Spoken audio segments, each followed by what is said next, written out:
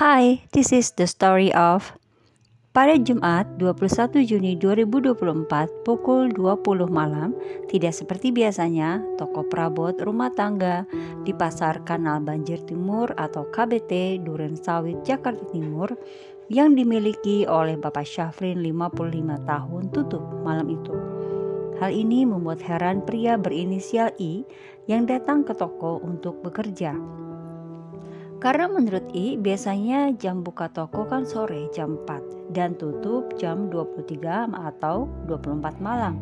Ternyata toko memang sudah tutup sejak 3 hari lalu semenjak I pergi pamit dari toko di hari Rabu 19 Juni 2024. I kemudian mengajak salah seorang rekannya yang juga karyawan toko untuk masuk mengecek ke dalam toko guna memastikan apa yang terjadi.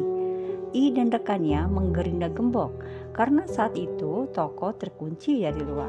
Padahal biasanya toko dikunci dari dalam karena Pak Syafrin tidur di dalam toko. Setelah rolling door toko dibuka, I bersama rekannya masuk ke area dalam toko. Keduanya tak sengaja menyenggol sesuatu yang ternyata kaki Pak Syafrin. Mereka terkejut menemukan Pak Syafrin dalam keadaan terluka dan tak bernyawa tergeletak di atas kasur di lantai tertutup selimut. Saat dicek, di tubuh Pak Syafrin terdapat luka tusuk di dada. I melaporkan apa yang ia lihat ke polisi. Polres Jakarta Timur dan Subdit Resmob Direktorat Reserse Kriminal Umum Polda Metro Jaya langsung datang dan menyelidiki apa yang terjadi. Siapakah Pak Syafrin? Pak Syafrin adalah pengusaha perabot rumah tangga. Ia tercatat berdomisili di Jaksel, namun usahanya di Jaktim. Pak Syafrin baru mengontrak toko itu 2 bulan. Pak Syafrin sudah berpisah dengan istrinya. Dia tinggal bertiga dengan kedua putrinya, KS 17 tahun dan P 15 tahun. Mungkin karena akibat perceraian kedua orang tua, anak Pak Syafrin terutama KS menjadi anak yang broken home. Mereka putus sekolah sejak SMP. KS sangat labil. Ia mengambil jalan menjadi pengamen di jalanan. Menurut keterangan para tetangga, Pak Syafrin sehari-hari lebih sering tinggal bersama anak keduanya yaitu P. Menurut I, pada Rabu 19 Juni 2024, ia pergi meninggalkan toko dini hari. Infonya tak lama kemudian P juga meninggalkan toko, sehingga tersisa Pak Syafrin dan anaknya KS. Entah mungkin I libur kerja atau bagaimana, tapi I baru kembali ke toko 3 hari kemudian dan mendapati Pak Syafrin meninggal. Pada saat Pak Syafrin meninggal, hingga akhirnya dievakuasi ke Rumah Sakit Cipto Mangunkusumo, KS sang anak tidak kelihatan batang hidungnya untuk mengurus administrasi kematian ayahnya. Kerabat Pak Syafrin pun akhirnya datang setelah paguyuban pedagang KBT menghubunginya. Karena KS tidak kunjung datang, warga berinisiatif untuk menjebak KS dengan meminta teman KS mengirimi pesan mengenai kondisi ayahnya. KS akhirnya datang ke lokasi. Ketika datang, KS bertingkah seolah ia tidak tahu apa yang terjadi. Namun setelah ditanyai oleh polisi untuk memastikan alibi KS, akhirnya KS mengakui bahwa ialah pelaku dari penghilangan nyawa ayahnya. Motif penghilangan nyawa keji yang dilakukan KS dipicu sakit hati. Menurut KS, ia kerap dimarahi dan dituduh mencuri barang milik Pak Syafrin. Bahkan Pak Syafrin kerap memukul. KS pernah disebut sebagai anak haram oleh ayah kandungnya sendiri. Menurut warga, Pak Syafrin dan anaknya KS memang sering kali cekcok, yang ternyata karena KS memiliki tabiat buruk.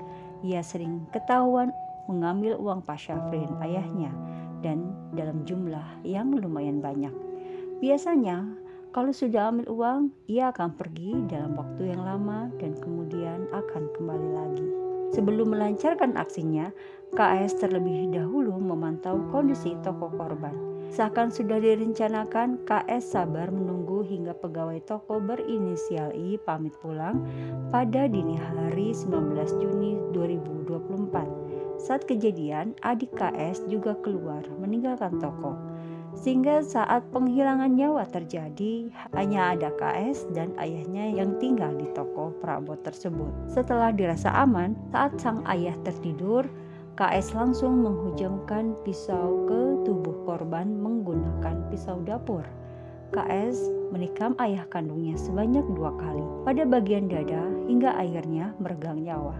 Di tengah-tengah kaget dan sakitnya, Pak Syafrin ternyata sempat melawan dan mencakar lengan kanan KS. Untuk menghilangkan jejak, KS sempat mencuci pisau dapur yang digunakannya untuk menghilangkan nyawa ayahnya tersebut. Syukurlah polisi akhirnya menemukan pisau yang digunakan KS dan telah membawa barang bukti ke laboratorium forensik Mabes Polri untuk diperiksa lebih lanjut.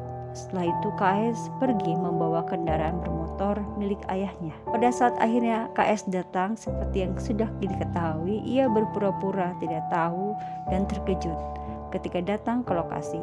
Polisi tidak langsung percaya dengan cerita KS hingga akhirnya mengakui perbuatan kepada ayahnya. Polisi juga menemukan fakta bahwa selain menghilangkan nyawa ayahnya, KS juga membawa kabur ponsel serta sepeda motor ayahnya tersebut.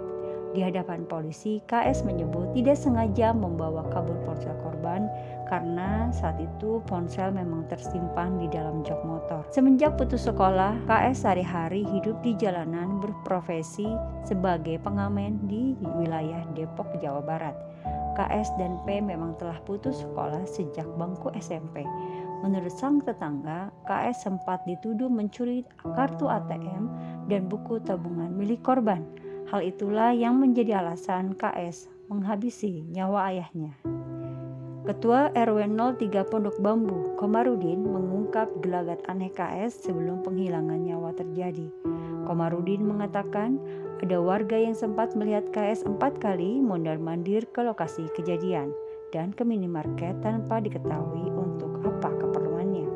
Warga kala itu tidak menaruh curiga kepada KS. Terlebih saat kejadian tidak terdengar suara gaduh atau keributan dari dalam kios korban.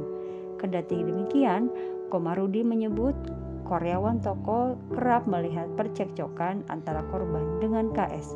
Akibat dari tindakan kejinya ini, KS harus menerima konsekuensi dan ditetapkan sebagai anak yang berhadapan dengan hukum. Polisi menjerat KS dengan pasal 338 dugaan tindak pidana menghilangkan nyawa orang lain dengan ancaman hukuman maksimal 15 tahun penjara. Semoga KS dapat hukuman yang seadil-adilnya dan bisa menyesali perbuatannya. Dan semoga ini menjadi pembelajaran bagi kita semua.